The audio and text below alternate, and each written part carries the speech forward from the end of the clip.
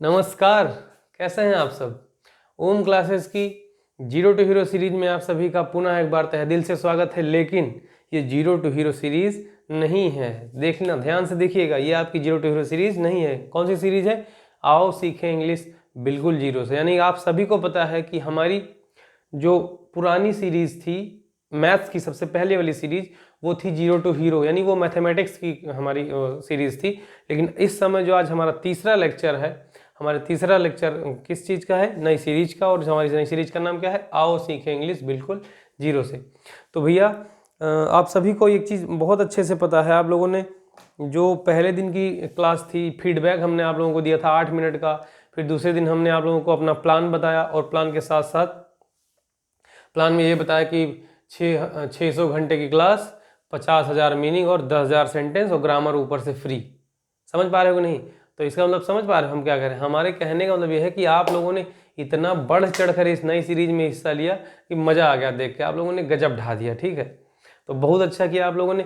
मुझे तो लगा था कि इंग्लिश की क्लास के व्यूज़ कम जाएंगे, लोग उतना इसको पसंद नहीं करेंगे, लेकिन हम देख रहे हैं कि आप लोगों ने मैथ्स की क्लास को पीछे छोड़ दिया है और इंग्लिश की क्लास को बहुत आगे पहुंचा दिया है। तो बहुत अच्छा। आप लोगों का जिस चीज़ में इंटरेस्ट हो आप उसे पढ़िए, सीखिए, सुने, और एक अच्छे क्या एक्सपर्ट बनिए। समझ रहे हो नहीं? तो भैया बहुत बहुत धन्यवाद। तो चलिए आगे देखते हैं, अपनी सीरीज को आगे की तरफ बढ़ाते हैं।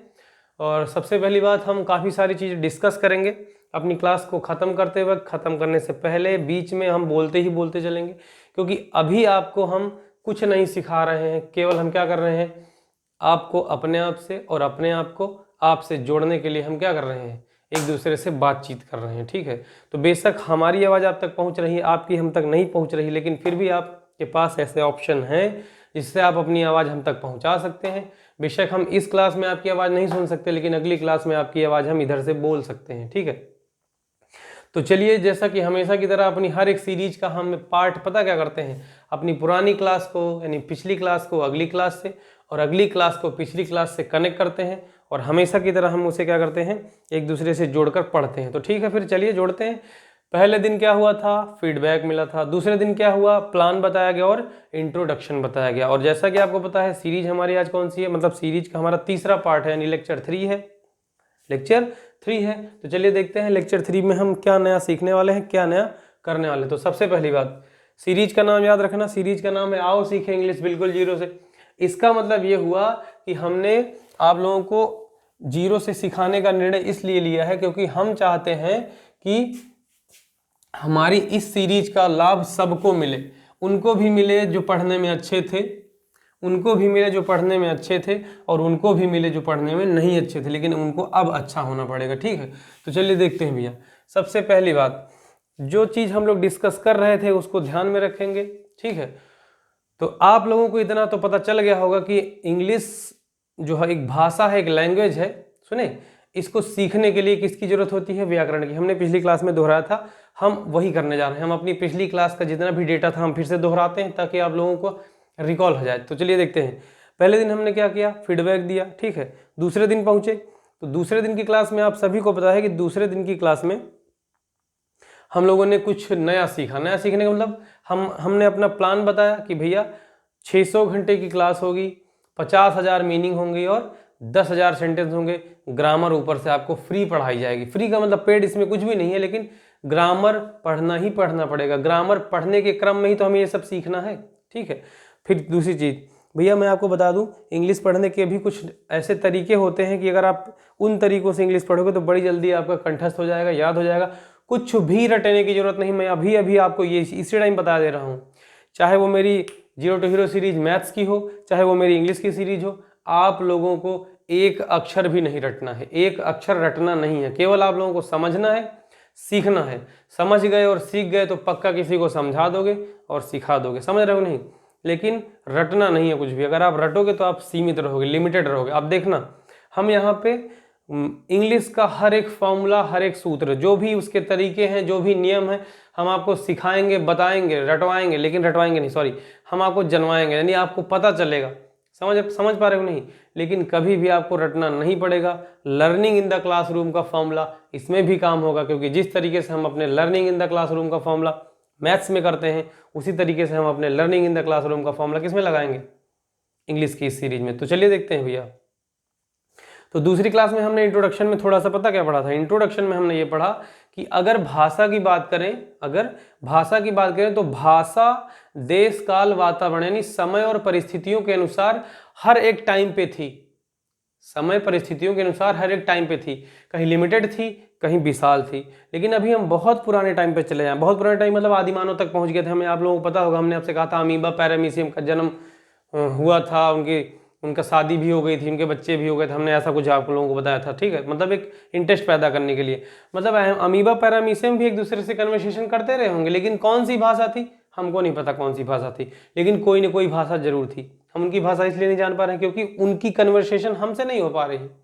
उनकी कन्वर्सेशन हमसे नहीं हो पा रही, मतलब हमारे और उनके बीच में माध्यम नहीं है, बात करने का कोई माध्यम नहीं है। थोड़ा आगे बढ़े तो हमने कहा था जो आदि मानव थे, आदि मानव क्या करते थे, एक दूसरे से बातचीत करते थे, लेकिन उनके पास लिखित भाषा नहीं थी, तो वो लोग इशारों में काम करते थे, इशारों में सारी चीजें एक दूसरे को समझाते थे। तो हमने आपसे कहा था कि इशारों में की गई हर एक बात, पता कौन सी बात होती है, सांकेतिक भाषा होती है। आप लोगों ने शायद बिहारी लाल के दोहे सुने होंगे। बिहारी लाल का एक दोहा है, बड़ा अच्छा दोहा है। और बिहारी लाल एक क्या कहते हैं, रोमांटिक कवि थे। रोमांटिक कवि का मतलब स्वच्छंदवादी कवि, यानी रोमांटिक कवि को हिंदी में स्वच्छंदवादी कवि बोलते हैं, ठीक है। तो असल में स्वच्छंदवादी कवि जो होता है, यानी रोमांटिक जो कवि होता है, वो हमेशा प्रेमी और प्रेमिका के ऊपर ही लिखता है।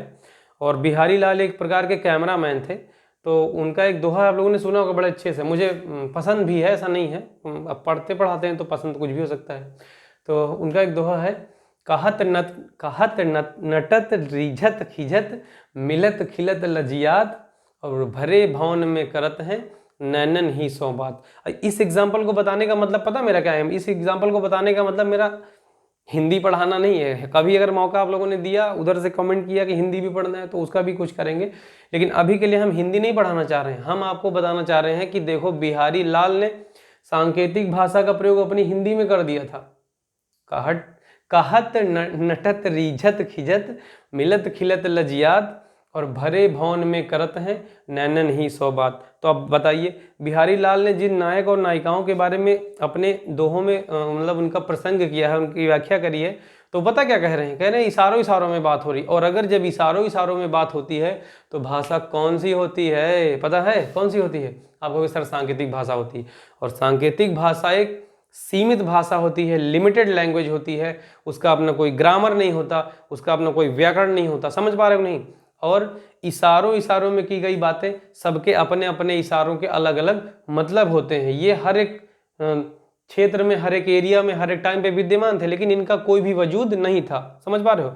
फिर हम जब आगे बढ़े तो हमने देखा कि भाषा को, यानी भाषा क्या है भाई, हमारे चैप्टर में 3 चीजें थी, ध्यान से देखना, जो हम लोगों ने कल एक्सप्लेन किया था। एक था भाषा, थोड़ा बड़ा लिख देते हैं, एक क्या था भैया, एक था भाषा, ठीक है, और एक था लिपि, आगे पीछे हो सकता है लेकिन समझ लेना। एक थी बोली, ठीक है, और एक क्या थी, व्याकरण। उम्मीद करते हैं आप लोगों को दिख रहा होगा, ठीक है। राइटिंग मेरी उतनी अच्छी नहीं है, पर हम इतना तो गारंटी लेते हैं कि पढ़ने में आ रही होगी, ठीक। बोलो, तो ये हो गई भाषा, लिपि, बोली और व्याकरण। ये 4 शब्द मैंने आप लोगों को उसमें लिखाया था। आप लोग ये सोच रहे होंगे यार पढ़ाने तो ये इंग्लिश आया और लिखा सब हिंदी में रहा है। हम सब कुछ करवाएंगे, आपको इंग्लिश में भी लिखवा देंगे, कोई बड़ी बात नहीं है, लेकिन अभी के लिए जो समझना है वो ध्यान से सुनो, ठीक है। तो भाषा, लिपि, बोली और व्याकरण, भाई इसे हम हिंदी में समझा देंगे, अंग्रेजी में भी समझ जाओगे, उसकी टेंशन ना लीजिए। 50,000 मीनिंग क्या करोगे भाई, 50,000 मीनिंग 10,000 सेंटेंस का भी नंबर आएगा ना, आएगा ना नंबर, तो वहां पे सब सीखोगे। देखिए, तो भाषा के बारे में पढ़ा तो आपने देखा कि भाषा क्या है, एक माध्यम है। ध्यान से सुनिएगा, भाषा क्या है, एक माध्यम है। भाषा क्या है, एक माध्यम है। क्या करने में, किसी व्यक्ति के अपने खुद के अभिव्यक्तियों को, अपने खुद के भाव और विचारों को किसी दूसरे तक पहुंचाने में, और किसी दूसरे के भाव और विचारों को अपने तक लाने में किसका काम होता है, भाषा की वजह से भाषा एक माध्यम का काम करती है। समझ पा रहे हो? नहीं, हम अपनी बात को किसी तक अगर पहुंचाना चाह रहे हैं तो हम किसका यूज करेंगे, भाषा होगी हमारे पास। अब वो भाषा, अब देखो हम क्या करते हैं, बोली को पहले कर देते हैं, लिपि को बाद में कर देते हैं, कोई दिक्कत किसी को? भाषा, भाषा हो गई, भाषा के बाद ये क्या है, लिपि और ये हो गई व्याकरण। ठीक है, तो भाषा एक माध्यम है। भाषा क्या है? एक माध्यम है जिसमें कोई भी व्यक्ति अपने अपने पर्सनल यानी अपने खुद के विचारों को दूसरे तक पहुंचाता है, और इसी का थोड़ा सा बिगड़ा या सुधरा हुआ रूप क्या है? व्याकरण। अब देखना, इस माध्यम को, यानी भाषा एक माध्यम है ना, इस माध्यम को सही तरीके से सीखने के लिए हमें किसकी जरूरत होती है? व्याकरण की। समझ पा रहे हो नहीं? यानी भाषा को सही तरीके से बोलना, सही तरीके से लिखना और सही तरीके से समझने के लिए हमें किस चीज को सीखना पड़ेगा? व्याकरण को, यानी ग्रामर को सीखना पड़ेगा। समझ पा रहे हो? हम अभी आपको ये बता रहे हैं कि हम इंग्लिश पढ़ क्यों रहे हैं, क्या करेंगे हम इंग्लिश पढ़कर, ये तो बताओ। अच्छी भली तो लाइफ चल रही है ना, क्या जरूरत थी इंग्लिश पढ़ने की? तो अब कुछ लोग सोचेंगे सर हाई स्कूल पास करना है, कुछ लोग कहेंगे सर इंटर पास करना है, कुछ लोग कहेंगे सर अंग्रेज बनना है। तो आप सब कुछ बनो, हमारा आशीर्वाद आपके साथ है, लेकिन पहले सीखो इसको। ठीक है, पहले इसको सीखो। देखो, तो अब हम ये इंग्लिश सीखने का कारण क्या है, क्या जरूरत है इंग्लिश सीखने की? देखिए, पता है आप लोगों को एक चीज पता है बड़े अच्छे से कि कोई भी सब्जेक्ट जब हम पढ़ते हैं तो उसके प्रति तब तक सहज नहीं हो पाते जब तक कि उसकी उपयोगिता हमको मालूम नहीं होती। समझ पा रहे हैं हम क्या कह रहे हैं? जिस दिन हमको उसकी उपयोगिता हमें मालूम हो जाती है, यानी वो हमारे दैनिक जीवन में, हमारे लाइफ में डे बाई डे, मतलब डे टू डे क्या चेंजेस लाएगा, अगर इस चीज़ का हमें ज्ञान हो जाता है तो पक्का मतलब हम उसके प्रति सहज हो जाते हैं, हम उसे सीखने की कोशिश करते हैं। तो व्याकरण यानी ग्रामर हम क्यों सीखेंगे? अभी के लिए हमको पता है भाषा सीखने के लिए माध्यम की जरूरत होती है, और माध्यम को सीखने के लिए सही तरीके से, यानी भाषा को सही तरीके से बोलना लिखना और क्या करना? पढ़ना। समझ पा रहे? इन सब चीज़ों के लिए किसकी जरूरत होती है? व्याकरण की। अब भाई अगर गलत लिखा तो गलत पढ़ दोगे, गलत व्याकरण लिखिए तो गलत पढ़ दोगे, सही व्याकरण लिखिए तो सही पढ़ दोगे। और फिर आगे हम चलते हैं, तो ये हमारी है बोली। क्या है? बोली। और ये है लिपि। ध्यान से सुनना, मैं इसी में सब समझा दे रहा हूँ अच्छे से। अपने नोट्स तो आप ढंग से बना लेना, मेरा ये जो डायग्राम बनता है ये आप कैसे भी करो, लेकिन अपनी लैंग्वेज में लिख लेना। अब देखना बोली क्या होती है, ध्यान से सुनना। बोली क्या होती है? तो बोली जो होती है, उस बोली भी एक प्रकार की भाषा ही है। बोली एक प्रकार की भाषा ही है, लेकिन किसी सीमित क्षेत्र में बोली जाने वाली भाषा को बोली कहते हैं। समझ पा रहे हो हम क्या कर रहे हैं? किसी सीमित क्षेत्र में, किसी लिमिटेड एरिया में बोली जाने वाली जो लैंग्वेज होती है, यानी जो अपने आप को एक्सप्रेस करने का, यानी किसी के सामने व्यक्त करने का जो माध्यम होता है, वो बोली होती है। जैसे कि भोजपुरी एक बोली है। समझ पा? और हाँ, जो बोलियां हैं, अब जैसे अवधी हो गई, एक बोली है। जो बोलियां होती हैं, बोलियों का कोई ग्रामर नहीं होता। हम यहाँ लिखे दे रहे हैं, बोलियों का कोई ग्रामर नहीं होता। ये एक लिमिटेड क्षेत्र में होती हैं, ये सीमित होती हैं, ये सीमित क्षेत्र में बोली जाती हैं। क्या होती है भैया? ये सीमित क्षेत्र में बोली जाती है। कौन? बोली। इसलिए इसको कहा गया बोली। समझ पा रहे हो नहीं? और अब इधर देखिए, अब लिपि क्या होती है? बोली पता चली। बोली का मतलब एक लिमिटेड क्षेत्र में बोली जाने वाली लैंग्वेज।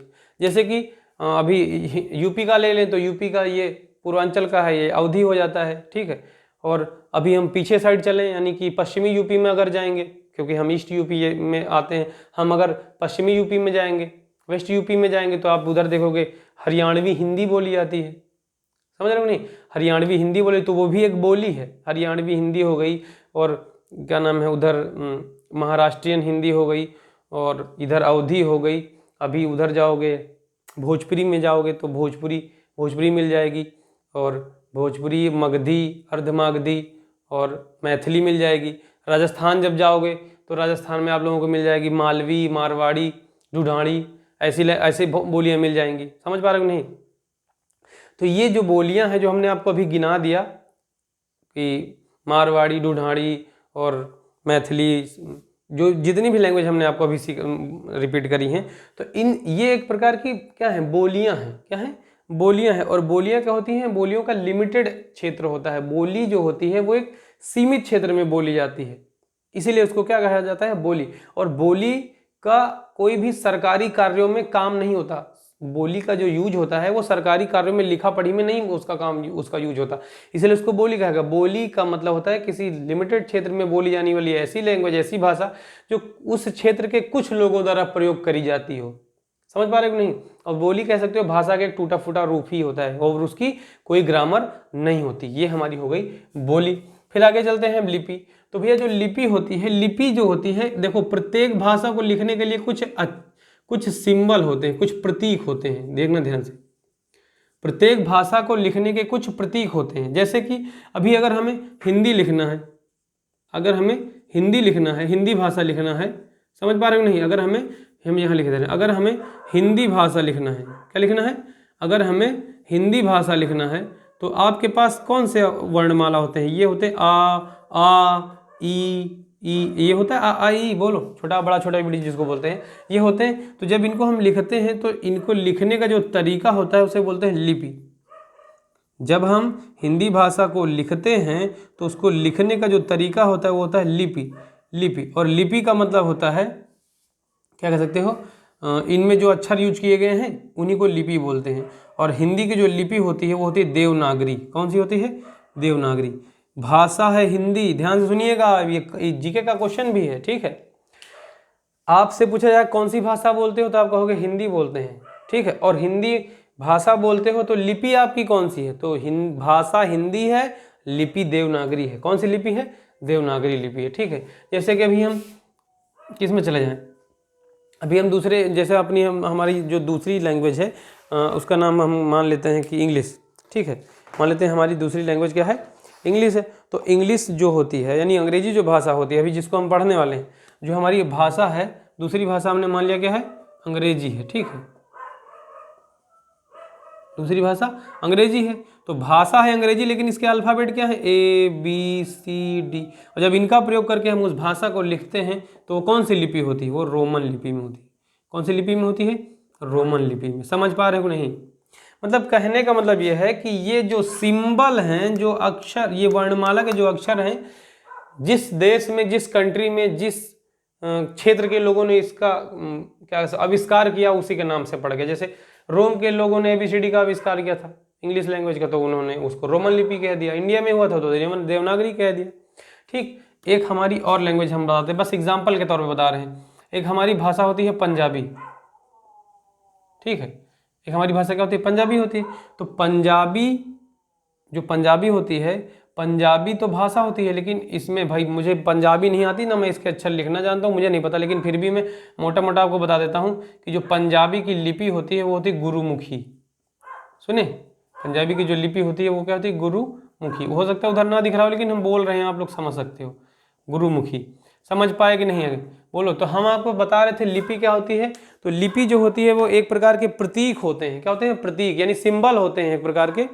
और उन सिंबल्स को ही हम लिपि बोलते हैं। सिंबल्स को क्या बोलते हैं? उन सिंबल्स को क्या बोलते हैं? लिपि बोलते हैं। जैसे हिंदी भाषा की जो लिपि है वो देवनागरी है, अंग्रेजी भाषा की जो लिपि है वो रोमन लिपि है, और पंजाबी भाषा की जो लिपि है वो क्या है? गुरुमुखी है। समझ पा रहे हो हम क्या कह रहे हैं? तो अब हम लिपि के बारे में भी हमने डिस्कस कर लिया। अब हम चलते हैं व्याकरण पे। भैया बस एक्सप्लेन करने आ रहा समझ में, चाहो तो नोट कर लो, मिटाने जा रहे हैं, ठीक है। अब आगे बढ़ेंगे, देखेंगे व्याकरण क्या है। तो मेरे भाई व्याकरण तो हमने अभी थोड़ा सा आपको एक्सप्लेन किया था कि व्याकरण क्या होती है। जब भी हम किसी भाषा को, ध्यान से सुनना, जब भी हम किसी भाषा को शुद्ध रूप से लिखना, पढ़ना, समझ रहे हो नहीं, बोलना सीखना चाहते हैं, तब हमें उस भाषा की क्या पता होनी चाहिए? ग्रामर पता होनी चाहिए। क्या पता होनी चाहिए? ग्रामर पता होनी चाहिए, ठीक है। जैसे कि अभी हम भाषा की बात करें तो भाषाओं में भी बहुत सारी भाषाएं, मतलब उसमें भी कई प्रकार की भाषाएं होती हैं। जैसे कि आपको पता है, चलिए एग्जांपल देते हैं, बड़ा मजा आएगा, ठीक है। मैंने ये डॉट रखा है यहाँ पे, ये मैंने डॉट रख दिया, ठीक है। और हमने मान लिया कि ये आपका घर है। ये क्या है आपका? ये आपका घर है। देखना हम कैसे समझा रहे हैं आपको। ये क्या है आपका? ये आपका घर है, ठीक है। क्या है? ये आपका घर है। तो आपको पता है कि आप अपने घर में रहते हो तो अपने मम्मी पापा की भाषा बोलते हो। बोलो, अगर आप अपने घर में रहते हो तो आप अपने किसकी भाषा बोलते हो? अपने मम्मी पापा की। यानी कि जो आपके माँ बाप ने आपको भाषा सिखाई आप वही बोलोगे ना। तो हम मान लेते हैं कि घर में हमने कौन सी भाषा सीखी? मातृभाषा। भाई मैं यहाँ लिखे दे रहा हूँ, हो सकता है वहाँ पे छोटा दिख रहा हो, ठीक है। तो घर में जो हम भाषा बोलते हैं वो हमारी मातृभाषा होती है। समझ पा रहे हो नहीं? तो जो मातृभाषा होती है वो अपनी तथा परिवार से, अपनी माँ तथा अपने परिवार से सीखी गई भाषा को क्या बोलते हैं? मातृभाषा बोला जाता है। समझ रहे हो नहीं? देखना ध्यान से। तो अपनी घर या अपनी माँ बाप या अपने परिवार से जो भाषा सीखी जाती है वो क्या होती है? मातृभाषा होती है। अब आपको पता है, जब आप अपने घर से थोड़ा बाहर बढ़ोगे तब आप कहाँ पहुँचोगे, अपने प्रदेश स्तर पे, यानी आपका स्टेट होगा। बोलो, जब आप अपने राज्य स्तर पे पहुँचोगे तो आपके प्रदेश की भी कोई भाषा होगी। तो हमारी जो दूसरी भाषा होती है वो होती है प्रादेशिक भाषा। अभी हम बस समझा रहे हैं, देख लीजिए बस, अभी आपको मजा आएगा। प्रादेशिक भाषा, ठीक है। प्रादेशिक भाषा पता क्या होती है? प्रादेशिक भाषा वह भाषा होती है जो ये मान सकते हो कि किसी प्रदेश विशेष में बोली जाने वाली भाषा। समझ पा रहे हो नहीं? जैसे किसी, हम यहाँ लिख दें, ऐसे देखो इसी से लग रहा है प्रादेशिक भाषा। प्रादेशिक भाषा मतलब किसी प्रदेश में बोली जाने वाली भाषा। समझ पा रहे हो कि नहीं? जैसे कि यूपी की भाषा को क्या माना जाता है? अवधी माना जाता है। पंजाब की भाषा, पंजाब जो राज्य है उसकी भाषा क्या मानी जाती है? पंजाबी मानी जाती है। समझ पा रहे हो नहीं? तो अब आगे चलते हैं। तो घर में जो भाषा हमने सीखा वो हमारी क्या थी? मातृभाषा थी। थोड़ा राज्य स्तर पर गए तो प्रादेशिक भाषा थी। अब राज्य के बाद आप लोगों को पता है कि ये राज्य के बाद हमारा क्या आता है? देश आता है। और देश को हम ये कह सकते हैं कि देश को हम राष्ट्र भी तो कहते हैं। देश को बोलो, देश को हम क्या बोलते हैं? राष्ट्र बोलते हैं। तो जब हम बड़े स्तर पर जाएंगे, जब हम कहाँ जाएंगे? बड़े स्तर पर, नहीं अपने देश के स्तर पर, तो हम उससे क्या बोलेंगे? राष्ट्रभाषा। क्या बोलेंगे? राष्ट्रभाषा। और जो राष्ट्रभाषा होती है इसको हर देश के एक संविधान में, यानी जिन भाषाओं को उस देश के संविधान में दर्जा दिया जाता है, जिस किसी भाषा को उसी देश के संविधान में संवैधानिक दर्जा दिया जाता है, उसे क्या बोला जाता है? राष्ट्रभाषा। अच्छा देखिए, हम ये संवैधानिक बोले दे रहे हैं तो वो सब दिमाग में मत रखिए। ये जान लीजिए कि संविधान में दर्जा तो दिया गया है, साथ ही साथ जब एक या एक से अधिक राज्यों द्वारा कोई भाषा बोली जाती है तो उसे हम राष्ट्रभाषा कहते हैं। ठीक है, जैसे कि अभी हिंदी है, हिंदी हमारी क्या है? मातृभाषा है, राष्ट्रभाषा है। बोलो, समझ पा रहे हो नहीं? तो हिंदी हमारी राष्ट्रभाषा है। अब हम आगे जाएंगे, जब राष्ट्र के बाद जाएंगे तो हम किस पे पहुंच जाएंगे? हम पहुंच जाएंगे अंतर्राष्ट्रीय भाषा पर। किसे पहुंच जाएंगे? अंतर्राष्ट्रीय भाषा पर। ध्यान से सुनिएगा, अंतर्राष्ट्रीय भाषा। बोलो भैया। तो जो हमारी अंतर्राष्ट्रीय भाषा है वो अंग्रेजी है, सबको पता है। इंग्लिश क्या है हमारी? इंग्लिश क्या है? इंग्लिश हमारी अंतर्राष्ट्रीय भाषा है। अंतर्राष्ट्रीय भाषा का मतलब ये हुआ कि जब दो या दो से अधिक देश किसी एक ही लैंग्वेज को बोलने लगे, किसी एक ही लैंग्वेज को अपना ले, तो ऐसी भाषा को क्या बोलते हैं? अंतर्राष्ट्रीय भाषा। यानी ये बोली जाएगी देश के एक से ज़्यादा देशों में, तब अंतर्राष्ट्रीय भाषा मानी जाएगी। ये बोली जाएगी कई राज्यों में, तब ये से कहा जाएगा राष्ट्रभाषा, और इसको संवैधानिक दर्जा दिया जाएगा। प्रादेशिक भाषा किसी प्रदेश विशेष में बोली जाने वाली भाषा प्रादेशिक भाषा होती है। और अगर किसी घर में बोली जाती है तो वो मातृभाषा होती है। जैसे कि हिंदी बेल्ट का बच्चा अपने घर में कौन सी बोली सीखेगा? आपको सर हिंदी सीखेगा, तो उसकी हिंदी उसकी मातृभाषा हो गई। बोलो, प्रदेश स्तर पर हो सकता है कोई अलग भाषा हो। समझ पा रहे हो नहीं?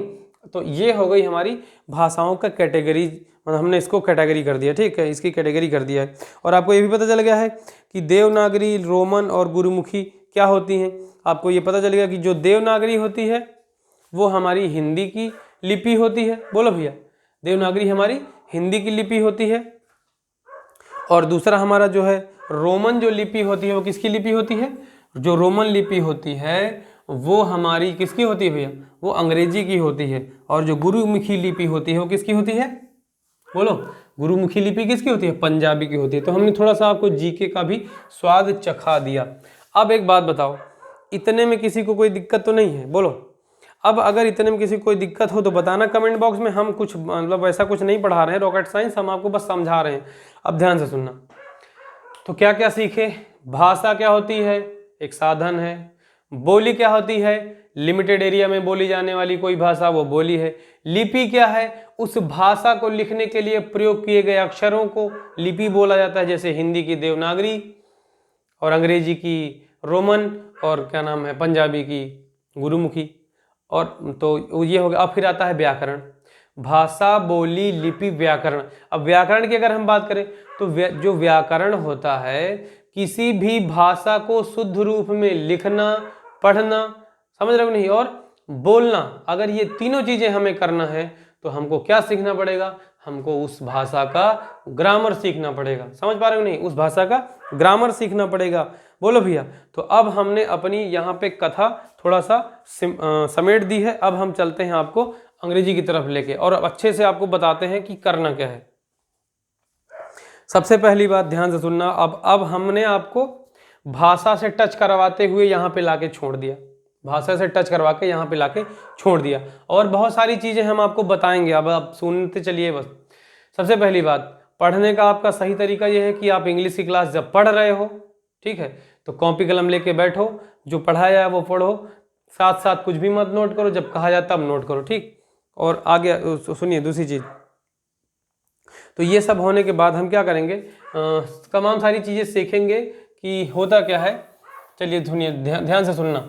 अब जब हम किसी भाषा को, देखना ध्यान भैया, ध्यान सुनना, जब हम किसी भाषा को सीखना चाह रहे हैं, किसको सीखना चाह रहे हैं, हम यहाँ लिखते हैं, जब हम किसी भाषा को सीखना चाह रहे हैं, किसको सीखना चाह रहे हैं, भाषा को, क्योंकि आपको पता है भाषा क्या है, भाषा एक माध्यम है। हम सीखना क्या चाह रहे हैं, भाषा सीखना चाह रहे हैं।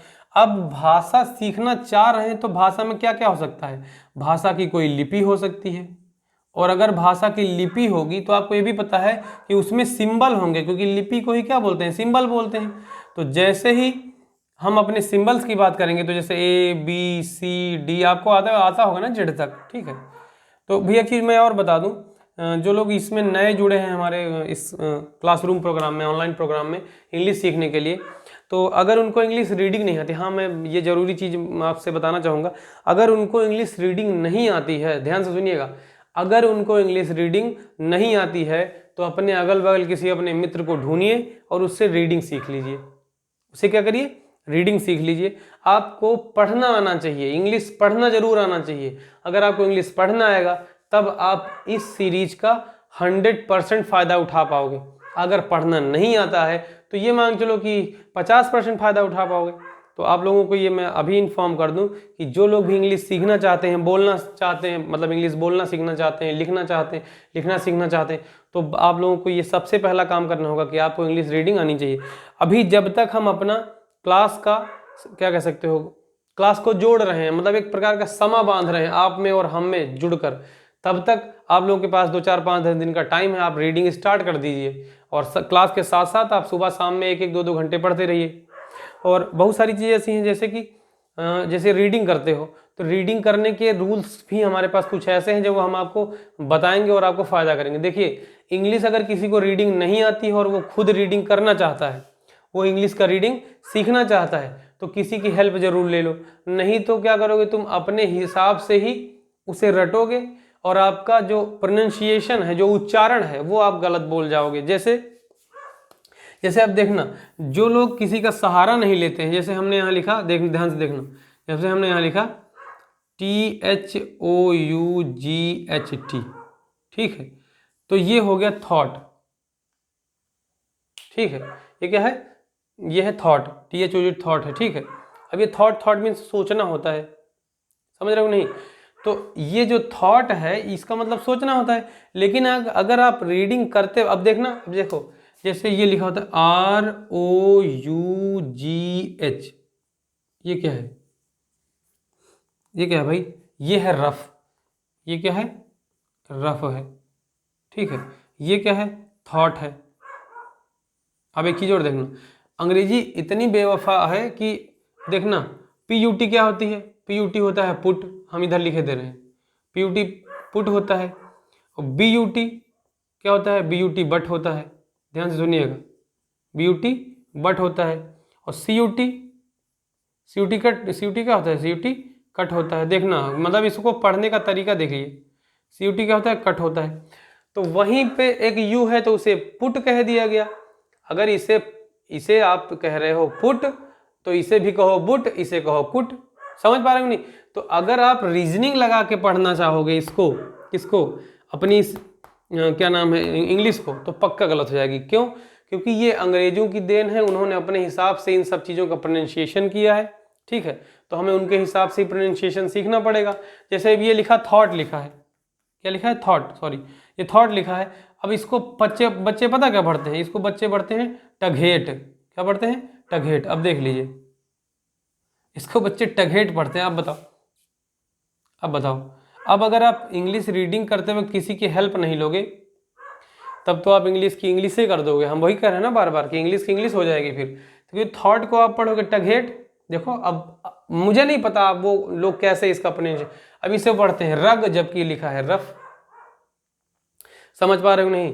तो और इधर देखिए ये बट हो गया, ये कट हो गया, ये पुट हो गया, कहीं पे उसका उच्चारण कुछ और है, कहीं पे उसका उच्चारण कुछ और है। तो इसको पढ़ते वक्त आप क्या करोगे, किसी ऐसे व्यक्ति को ढूंढ लोगे जिसको क्या नाम है रीडिंग वगैरह आती है, और उसे क्या नाम है कुछ खिला पिला के अपना काम चलवा लेना, रोज 1 घंटे जाके उससे पढ़ लेना। अकेले रीडिंग करने मत बैठना, वरना इंग्लिश की इंग्लिश कर दोगे, हम जानते हैं, ठीक है। तो अब आगे चलते हैं, समझ पाए? तो ये हो गई हमारी लिपि, ये हमारी क्या होगी लिपि। चलिए थोड़ा सा एक्सप्लेन कर देते हैं। देखिए इंग्लिश जब आप पढ़ोगे रीडिंग करोगे, मैं आपको बता देता हूँ, अगर कोई खुद से रीडिंग करना चाह रहा है, किसी की हेल्प से रीडिंग करना चाह रहा है, या कोई रीडिंग करवा रहा है किसी को, सबसे बढ़िया तरीका आपको हम बताते हैं इंग्लिश रटवाने का, इंग्लिश सिखाने का, मतलब इंग्लिश रीडिंग कराने का। ध्यान से सुनना।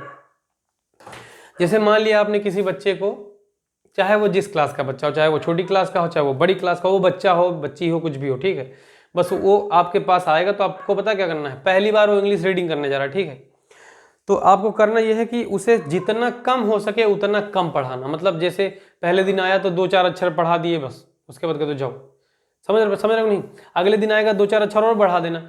लेकिन होता क्या है, अपने यहाँ रीडिंग करने का लोग मतलब ये समझते हैं कि एक लेसन पूरा कंप्लीट हो गया, पढ़ गया, दूसरा पढ़ा दो, तीसरा नहीं, वैसा कुछ भी नहीं करना है। आपको एक चैप्टर अच्छे से रटवा देना है। क्यों? क्योंकि आपको पता है जब आप इंग्लिश पढ़ते हो तो कुछ ऐसी शब्दावलियां हैं जो हर लेसन में, हर चैप्टर में मिलेगा। जैसे ही मिल जाएगा आपको लगभग हर चैप्टर में, सी मिल जाएगा, इट मिल जाएगा, नेम मिल जाएगा, बोलो किसी का नाम मिल जाएगा, इज मिल जाएगा, इज एम मिल जाएगा, डू मिल जाएगा, दैट मिल जाएगा। मतलब कुछ ऐसे शब्दावलियां, कुछ ऐसी मीनिंग्स होंगी जो सारे चैप्टर में रिपीट होती हैं। तो आप लोग जान लीजिए कि इंग्लिश पढ़ना बहुत ही आसान है, क्योंकि इंग्लिश की लगभग ये मान चलिए 70%, 70% जो मीनिंग्स होती हैं, जो वर्ड मीनिंग होती हैं, वो सारे चैप्टर में रिपीट होती हैं। अब बताओ, अगर किसी चैप्टर में मान लिया किसी लाइन में लिखा है आई एम गोइंग, तो अगर पहले चैप्टर की किसी लाइन मतलब किसी उसमें लिखा है आई एम गोइंग, उसमें एम लिखा है, तो क्या ये ऐसा नहीं हो सकता कि उसी बुक की आखिरी लेसन में भी एम मिल जाएगा? क्योंकि हाँ मिल जाएगा। तो कहने का मेरे मतलब ये है कि उस बच्चे को जिसको भी आप सिखा रहे हो, जब आप एक एक लेसन अच्छे से सिखाओगे तो जो ये छोटे छोटे शब्द हैं ये उसके दिमाग में बैठ जाएंगे। यानी कुल मिला के वो 1 से 2 चैप्टर खत्म करते करते जो छोटे छोटे फुटकर वाली मीनिंग है, इज है, एम है, आर है, he, see, it, name, I, we, you, they, do, that, ये जितना भी ये सब उसके दिमाग में बैठ जाएगा। नहीं 70% आपने उसको रीडिंग सिखा दी, बची कितनी 30%। तो 30% के लिए आपको क्या करना है, उसे मीनिंग देनी है, कॉपी पे उसे मीनिंग देनी है, रटवानी है, मीनिंग देनी है, रटवानी है। देखना मुश्किल से 5 लेसन भी कंप्लीट नहीं होंगे, उसको रीडिंग आ जाएगी। समझ पा रहे हो क्या करें? तो यही तरीका अपनाना। अगर खुद से पढ़ रहे हो, किसी की हेल्प लेना, किसी को पढ़ा रहे हो तो अपनी हेल्प दे देना। तो चलिए भैया देखते हैं। तो भैया जो लोग हमारी इंग्लिश की सीरीज को देख रहे हैं वो अगर ये सोच रहे हैं कि बस नहीं कुछ नहीं, बस तुरंत शुरू कर दो अंग्रेजी, तो भैया अंग्रेजी शुरू नहीं हो पाएगी अभी। हम अच्छे से पहले आपको बैकअप में कुछ अच्छा सा बताते हैं, सिखाते हैं, उसके बाद ही हम इंग्लिश शुरू करें। इंग्लिश में कुछ नहीं है, इंग्लिश सिखाने में कुछ भी नहीं है, सब खिलवाड़ है, कुछ है नहीं उसमें, बस आप ध्यान से देखिएगा। तो अब किसी भाषा एक माध्यम है, और किसी भाषा को सीखने के लिए किसकी जरूरत होती है? लिपि की जरूरत होती है। लिपि क्या होती है? एक प्रकार के सिंबल होते हैं, जैसे कि किसमें, जैसे अंग्रेजी भाषा में ABCDEFG हो गया, ठीक है। अब ध्यान से सुनना, कुछ ऐसी चीजें हम आपको बता रहे हैं जो आपके बहुत काम आने वाली, ठीक है। देखिए भाषा जब बनाई गई, ध्यान से सुनना मेरे बात, ध्यान से सुनना। जब भाषा बनाई गई, जब भाषा का क्या हुआ, फॉर्मेशन हुआ, जब भाषा का क्या हुआ भैया, फॉर्मेशन हुआ, जब भाषा बनाई गई, तो देखना जो भी कह सकते हो ग्रामेरियन, जो ग्रामर लिखते हैं उनको ग्रामेरियन बोलते हैं, ठीक है। जो ग्रामर लिखते हैं उनको क्या बोलते हैं? ग्रामेरियन बोलते हैं। तो अब ये नहीं कहा जा सकता कि नहीं क्या नाम है, किसी एक ही व्यक्ति ने ग्रामर तैयार किया होगा। देखो किसी एक व्यक्ति ने तैयार किया होगा, लेकिन संपूर्ण ग्रामर किसी एक व्यक्ति ने नहीं तैयार किया। क्यों? क्योंकि समय के साथ बदलाव होते होते हर लैंग्वेज की भाषा में, हर लैंग्वेज के व्याकरण में भी थोड़ा थोड़ा परिवर्तन आता रहता है, समझ रहे हो नहीं? तो जब ग्रामेरियन ने क्या कह सकते हो भाषा, किसी भी लैंग्वेज का फॉर्मेशन किया, तो उन्होंने क्या किया कि जितनी उनके पास जबान थी, मतलब जितनी जबान के जबान तो सबके पास एक ही है, जबान सबके पास एक ही है, बोलो। लेकिन उन्होंने जब क्या नाम है, किसी लैंग्वेज को बनाते वक्त, यानी उसको जब बनाया, समझ रहे हो नहीं, तो उसमें अपने कुछ जो अपनी बोलियां थी, बोली, ये जो बोली है जिसको वर्ण बोलते हैं, वर्ण, ध्वनि, ठीक है, ये ध्वनि है, ये ध्वनि है, जो मुंह से बोल रहे हैं ये ध्वनि है, जो मुंह से बोले ये ध्वनि है, ठीक है। तो इस ध्वनि को उन्होंने एक प्रकार का सिंबल दे दिया, समझ पा रहे हो नहीं? मुंह से जो ची चा करते हैं इसके लिए उन्होंने एक कोई सिंबल दे दिया, एक डिजाइन दे दिया, और वही डिजाइन क्या कहलाए, ये लिपि जो होती है, ठीक है, ए बी सी डी। अब तो आप खुद ही देखो, ए मुंह फैला दिए, बी लपेट लिए, सी फिर खींच काट दिए, डी फिर खोल दिए। तो कहने का मतलब यह है, उन लोगों ने क्या किया, अपने मुंह को स्टेप बाय स्टेप खोला, जैसे ए बी सी डी, मुंह को खोल रहे हैं लेकिन जबान को भी अंदर देखो चेंज कर रहे हैं। देखो उन्होंने कहा ए, जब ए कहा तो केवल ये निकला और मुंह से हवा निकली, जबान कहीं टच नहीं हुई। ए तो उन्होंने ए को ये सिंबल दे दिया। कहा बी, तो जब बी कहा तो ओंठ, दोनों ओंठों को टच कर रहा है, बी बी, तो यानी कि ये हमारा जो जबान थी वो हल्का सा दांत में हल्का सा टच हुई, बी, और खींच भी कड़ी हमारी, तो ये हमारा हो गया क्या, बी। सी तो उन्होंने देखा कि पूरा मुंह फाड़ दो तो बन गया सी, फिर हो गया डी। तो अब यहाँ पे देखो अंदर जुबान भी टच हो रही है, अंदर जुबान भी टच हो रही और हवा भी निकल रही, तो डी। तो उन्होंने क्या किया, अपने मुंह को बार बार अपने मुंह से तरह तरह की ध्वनियां निकाली। समझो ध्यान से, पहले ये कोई बताता नहीं है, समझ पा रहे हो नहीं? इंग्लिश ग्रामर पढ़ना है, अब बुक खरीद लीजिए, पढ़ लोगे, कोई बड़ी बात नहीं है।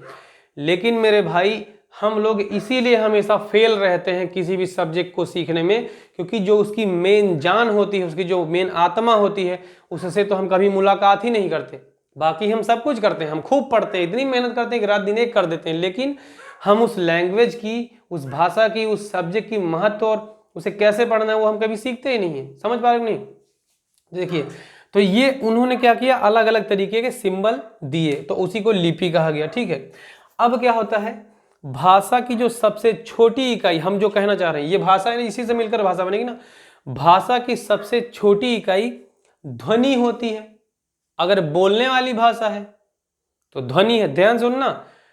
भाषा तो भाषा जो होती है वो सब एक ही होती है। अच्छा एक बात बताओ, पहले लिखने वाली भाषा बनेगी कि पहले बोलने वाली भाषा बनेगी? तो आप बताओ, बोलो, पहले लिखने वाली भाषा आई या पहले बोलने वाली भाषा आई? तो आपको ये एकदम कंफर्म हो रहा होगा, सर पहले तो बोलने वाली भाषा आई। क्यों? क्योंकि पहले लोगों ने बोलना सीखा, उसके बाद उस बोलने को एक एक सिंबल देना स्टार्ट किया, एक एक चिन्ह देना स्टार्ट किया। समझ पा रहे हो नहीं? तो पहले बोलने वाली भाषा आई, फिर लिखने वाली भाषा आई। समझ पा रहे हो हम क्या कर रहे हैं? तो कहने का मतलब यह है कि जब बोलने वाली भाषा हमारी बनी, तो हमने क्या किया, उसके बाद उसके सिंबल्स तैयार किए। इसीलिए कहते हैं भाषा की, ये मुंह वाली भाषा की, जो मुंह से बोलते हैं, भाषा की सबसे छोटी इकाई क्या होती है? भाषा की सबसे छोटी इकाई ध्वनि होती है। अगर आपको किसी से बोलना है, जैसे हमें बोलना है कि तुम यहां आओ, तो हम जब उससे बोलेंगे तुम यहां आओ, तो इतना बड़ा सेंटेंस जो बोले हैं, उसको बोलने से पहले हमने तू कहा। तू यानी क्या कहा? हमने उस पूरे बड़े से वर्ड में कहा तुम। तो जब तुम कहा तो पहले क्या निकला? तू की ध्वनि निकली है, तुम। समझ पा रहे? तो तू की आवाज निकली है। तो सबसे पहले आप लोग ध्यान कर लीजिए, भाषा की सबसे छोटी इकाई ध्वनि होती है, लेकिन कौन सी भाषा की? बोलने वाली भाषा की बता रहे हैं, ध्यान कर लेना। आप कहोगे सर बोलने वाली भाषा कोई और होती है, लिखने वाली कोई और होती है क्या? हाँ मेरे भाई, लिखने में लिपि का प्रयोग होता है, बोलने में लिपि का प्रयोग नहीं होता। अच्छा बताओ, हमने आपसे कहा ए फॉर एप्पल, अब बताओ कौन सा ए हम कौन सा बोल रहे हैं? स्मॉल वाला बोल रहे हैं या बड़ा वाला बोल रहे हैं? पता चलेगा क्या? नहीं पता चला ना। ए फॉर एप्पल हमने लिख दिया, तो आपको ये नहीं पता कि ये सर ने बड़ा वाला कैपिटल लेटर ए बोला है या स्मॉल लेटर का ए बोला है। तो कहने का मतलब ये है, बोलते वक्त कौन सी लिपि है ये हम पता नहीं लगा सकते, क्योंकि लिपि का काम है किसी भी पेपर पे, किसी भी कॉपी पे लिखने का काम, वो सिंबल। समझ पा रहे हम क्या कह रहे हैं? तो बोलते वक्त लिपि अगर पहचानने की कोशिश करोगे तो नहीं पहचान पाओगे। समझ पा रहे हो हम क्या करें? क्योंकि लिपि का प्रयोग उस भाषा को किसी पेज पर, किसी पन्ने पर, किसी भी साक्ष्य पर लिखने में काम आती है लिपि। समझ पा रहे हो नहीं? तो कहने का मतलब यह है कि भाषा की सबसे छोटी इकाई, अगर बोलने वाली भाषा है तो सबसे छोटी इकाई ध्वनि है, और अगर सबसे क्या नाम है, अगर लिखने वाली भाषा है तो सबसे छोटी इकाई क्या है? वर्ण। यानी वर्ण मतलब क्या? ध्वनियों का जो डिजाइन दिया गया उसे वर्ण कहते हैं, यानी अल्फाबेट। क्या बोलते हैं? अल्फाबेट। अब आप कहोगे सर अगर इनको अल्फाबेट कहते हैं तो आपने तो बताया कि ये लिपि है, तो मेरे भाई इन अल्फाबेट का प्रयोग करके जब भाषा को किसी के विचारों के रूप में प्रकट किया जाता है तब इसको लिपि बोला जाता है। जैसे हम यहां लिख रहे हैं आई एम गोइंग, हमने यहां लिख दिया आई एम गोइंग, मैं जा रहा हूं। अब आप दिमाग में लगाओ, आई एम गोइंग हमने लिखा है तो हमने यहाँ पे आई का यूज किया है, यानी इन सिंबल में से आई लिया है, एम लिया है और गोइंग लिया है, और हमने यहाँ पे ग्रामर का रूल लगा दिया है। तो हमने ग्रामर का रूल इसलिए लगाया ताकि मतलब हम उस भाषा को सही सही क्या कर सकें। आप कहोगे सर लिख सके, पढ़ सके, समझ सके। हाँ, तो ग्रामर लगाया ताकि ये सही तरीके से हम लिख सके, पढ़ सके, समझ सके। बोलो, लिपि का प्रयोग इसलिए किया ताकि जो मुंह की ध्वनियां हैं उनको बताया जा सके। अब देखो ये क्या लिखा, आई लिखा है ना, ये डिजाइन क्या लिखा है, ये डिजाइन क्या लिखा है, आई लिखा है कि नहीं? तो क्योंकि अब ग्रामेरियन ने इस डिजाइन को आई बोला है तो इस पूरी दुनिया का हर एक व्यक्ति इसको आई ही तो बोलता है। बोलो, अच्छा एक बात बताओ, हम आपसे कह रहे हैं कि ये कौन सा सिंबल है, बताओ ये कौन सा सिंबल है, पहचान पाओगे? तो आप कहोगे सर कौन सा सिंबल है, हमसे पूछोगे, हम भी नहीं बता पाएंगे। क्यों? क्योंकि इस सिंबल को कभी कोई नाम ही नहीं दिया गया, किसी ध्वनि के रूप में प्रकट ही नहीं किया गया। लेकिन अभी देखना, जो लोग मैथ्स पढ़ते हैं वो अब बताएंगे, हम ऐसे कर देंगे तुरंत आप लोगों के मुंह से निकलेगा सर सिग्मा है। क्यों?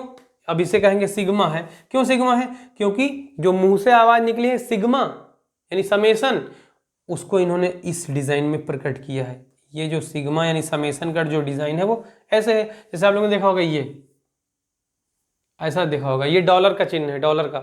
ये जैसे अपने यहाँ रुपया है तो रुपये को हम ऐसे लिखते हैं कि नहीं लिखते हैं? बोलो, रुपये को ऐसे लिखते हैं। तो उस रुपये को एक डिजाइन दिया गया, उसी तरीके से हमारे मुंह से निकलने वाली हर एक ध्वनि को क्या किया गया, एक प्रतीक और एक सिंबल बना के दे दिया गया। तो अभी के लिए जो जानकारी रखने वाली चीजें हैं वो आपको ये पता होना चाहिए कि बोलने वाली भाषा की सबसे छोटी इकाई कौन सी होती है? सॉरी, तो आप कहोगे सर बोलने वाली भाषा की सबसे छोटी इकाई ध्वनि होती है, और लिखने वाली भाषा की सबसे छोटी इकाई क्या होती है?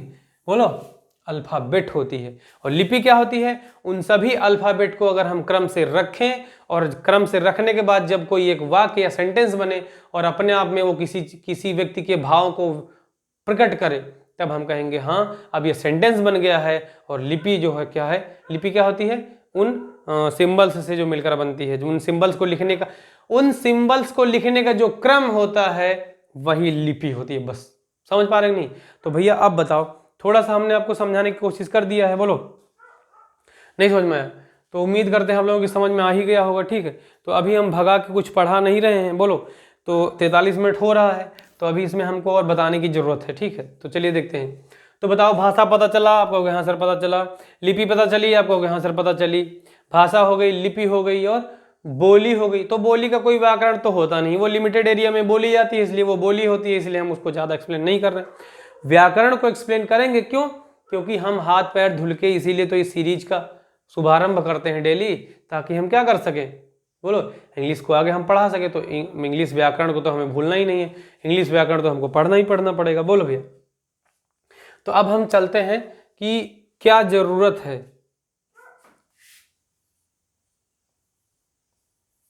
इंग्लिश सीखने की आवश्यकता क्या है? इंग्लिश सीखने की आवश्यकता क्या है भाई? इंग्लिश सीखने की आवश्यकता क्या है? समझ पा रहे हो नहीं? क्या जरूरत थी ये भाषा सीखने का? क्योंकि भैया हमको पता है कि हमारे इंडिया में इतनी सारी लैंग्वेज है, क्या इतनी कम थी जो एक और बुला के ले आए? तो अब आपको हम बताते हैं। सबसे पहली बात, बड़े मजे की चीज है, ध्यान से सुनना।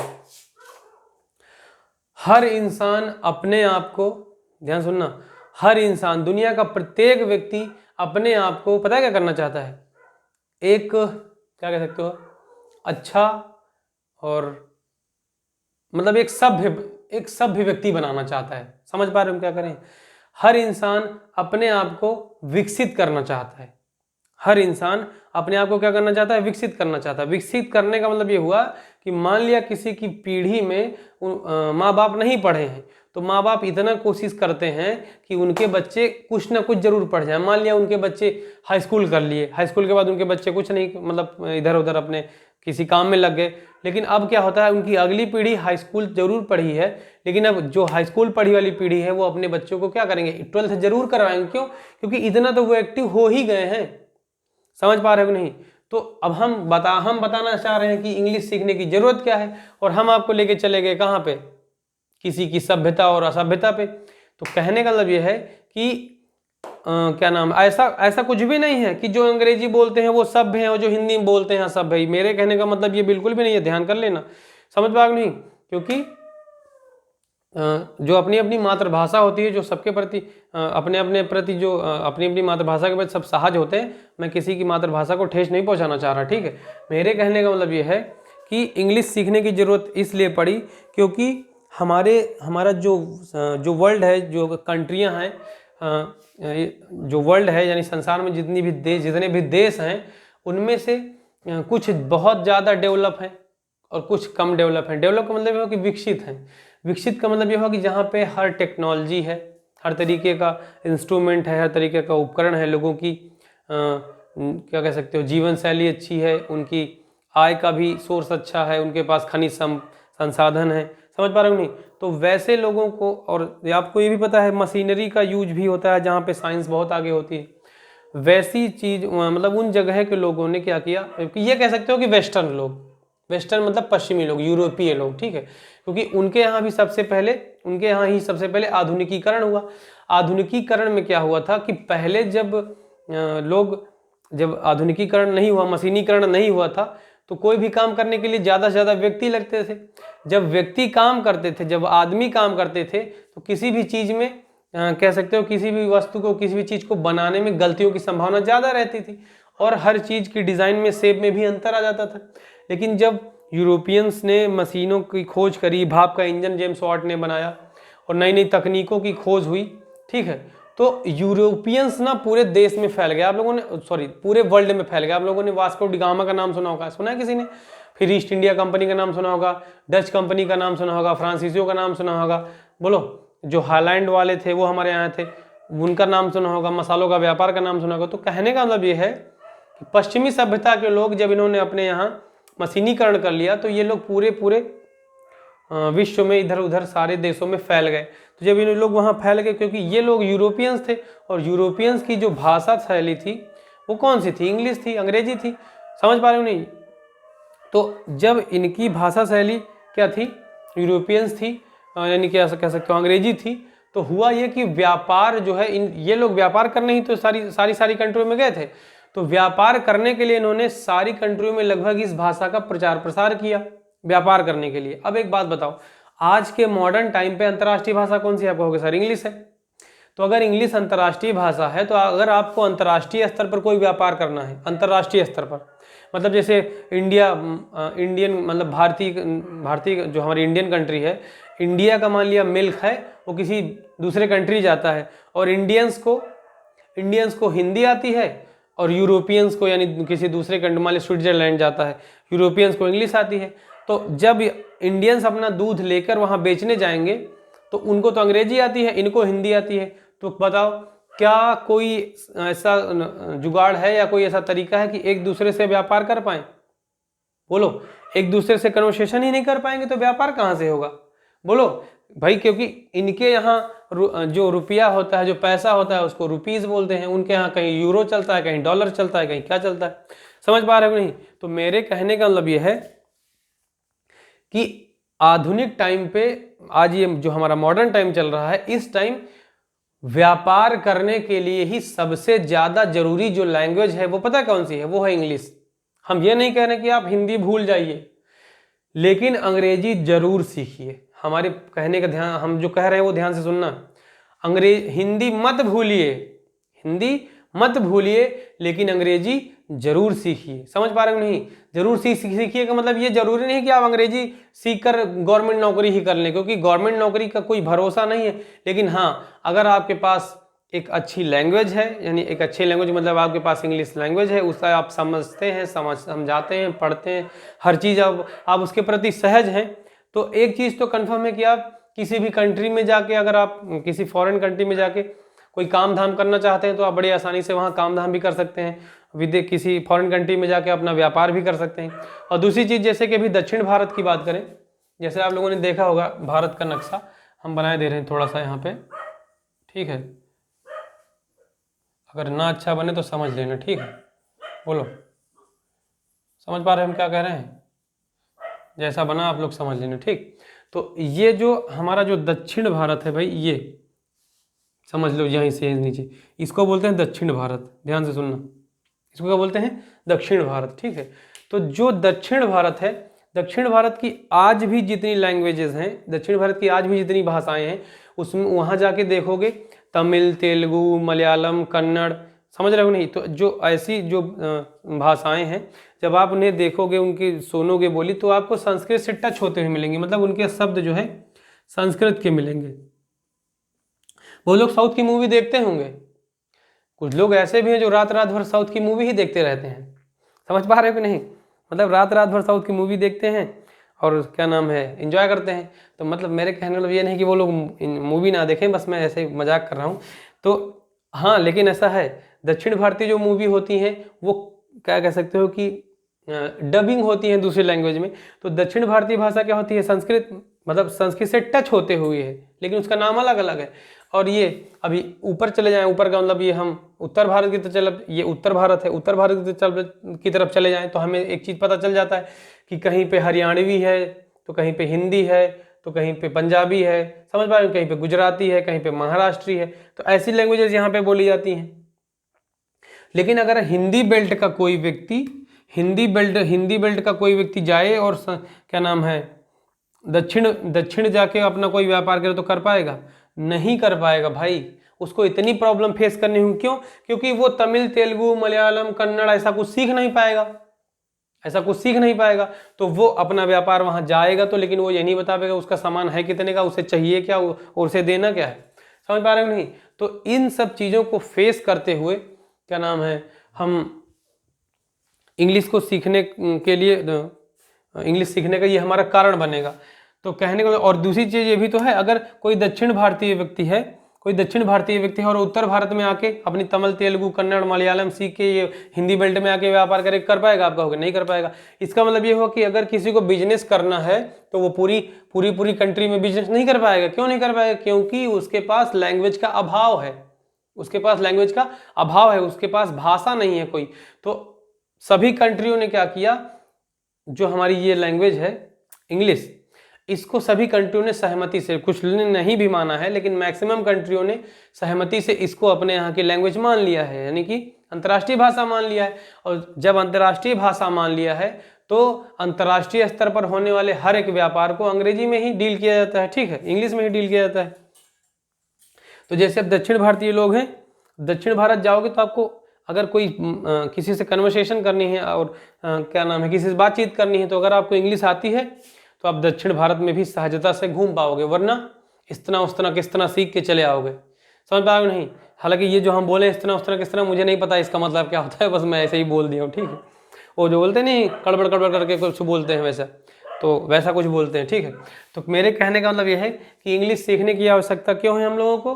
ताकि हम, अब ये जरूरी नहीं हम बिजनेस की बात कर रहे हैं, ताकि हम पूरी अपनी कंट्री में घूम सके या फिर कहीं दूसरी भी कंट्री जा सके। और भैया पेट पालना है अगर, तो भैया लैंग्वेज तो सीखनी ही पड़ेगी, बोलो। और आज के टाइम पे देखना होटल मैनेजमेंट का काम, अरे बहुत सारे ऐसे प्रोफेशन आ गए जिसमें अगर आपको इंग्लिश आती है तो आप बहुत अच्छा कर सकते हैं, ठीक है। तो ये भी हो सकता है। तो अब ये देखिए कि इस सीरीज से फायदा किसको मिलेगा, फायदा क्या होगी, आवश्यकता पता चल गई ना। आवश्यकता यही है, आवश्यकता क्या है, जीवन यापन। जो लोग हाई स्कूल में हैं, क्या वो अंग्रेजी पढ़ के जीवन यापन नहीं करेंगे? क्या वो भी तो बड़े होकर इंग्लिश, क्या ऐसा तो नहीं अंग्रेजी हाई स्कूल में सीख लिए तो बड़े होकर भूल जाएंगे? तो भैया आवश्यकता किस चीज़ के लिए है? जीवन यापन करने के लिए। कोई भी भाषा हो, जरूरी नहीं इंग्लिश है, कोई भी भाषा सीखोगे जीवन यापन करने के लिए तो भाषा जरूरी है, वरना गूंगे रहोगे तो बताओ क्या कर पाओगे?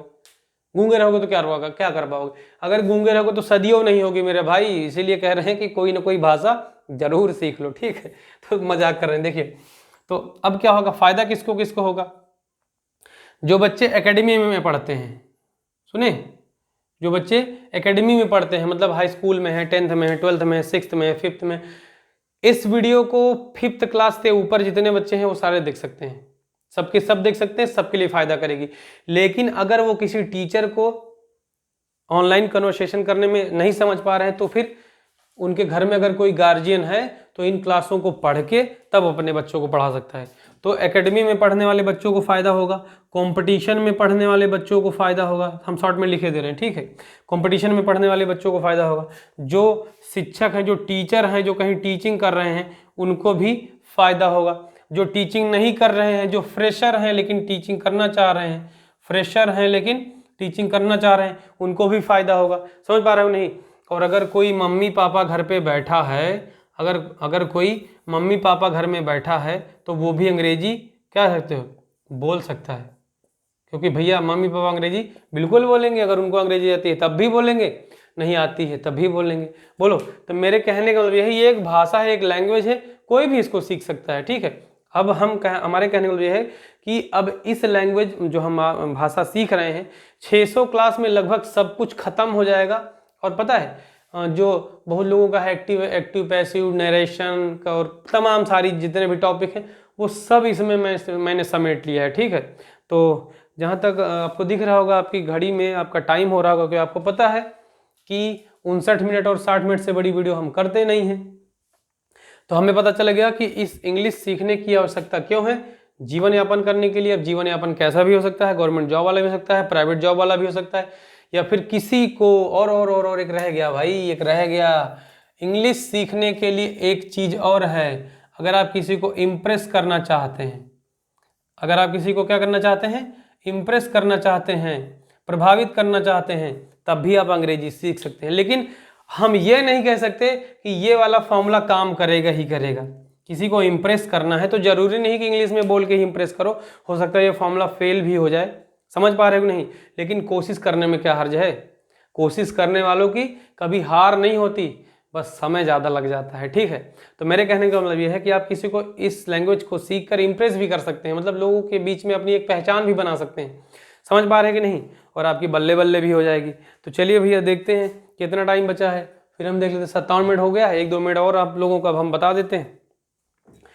तो जितना हमने आज आपके लिए किया वो क्या नाम है, मेरी मर्जी थी। अब आप लोग जो मेरे लिए करेंगे वो आपकी मर्जी रहेगी, ठीक है। तो मैंने अपना काम कर दिया है, अब आपकी बारी है। मैंने अपना काम कर दिया है, अब आपकी बारी है। और इंग्लिश को ढंग से पढ़ना आपकी जिम्मेदारी है। ये लीजिए बना दिए, ठीक है। क्या नाम है, अब धीरे धीरे शायरी भी करने लगे हैं, शायर भी बन गए हम। हालांकि ऐसा कुछ करते नहीं, वो बन ही जाता है, क्या करें, ठीक है। तो यहाँ पे आज जो भी हम सीखे यहीं पे इसको स्टॉप करते हैं। इंग्लिश की सीरीज को अपनी क्लास में, यानी वो उस तरीके के ग्रामर पे आते आते 1-2 दिन और लग सकता है। बोर नहीं होना है, समझ लीजिए मूवी देखने बैठे हैं, ठीक है। जैसे आप 3 घंटे की एक साउथ की मूवी देख लेते हो, समझ लीजिए कि ये भी एक साउथ की मूवी है, बस इतना जान लीजिए। हालांकि ये बनती आपके यहीं अगली बगल कहीं पे है, ठीक है। ये साउथ की जो मूवी है जो लोग देख रहे हैं ये आपके आस ही पास कहीं बन रही होगी, ठीक है। ये वीडियो आपके आस ही पास कहीं शूट हो रही है। लेकिन सबसे पहली बात, आप लोगों को क्या नाम है, इंग्लिश सीखना है, सिखाना है, पढ़ना है और पढ़ाना है, ठीक है। तो बाकी आप लोगों को पता है कि हम लोग अच्छे से अपनी सीरीज को आगे बढ़ाते जाएंगे और बोर नहीं होना है, थोड़ा थोड़ा सीखते जाएंगे। 50,000 मीनिंग, 10,000 सेंटेंस और कुछ बचा 600 क्लास में, ये हम ख़त्म करेंगे। और साथ साथ आपको पता है ग्रामर सर फ्री में पढ़ाएंगे, क्यों, समझ पा रहे हो नहीं? तो चलिए, बहुत अच्छा लगा आप लोगों से मिलकर।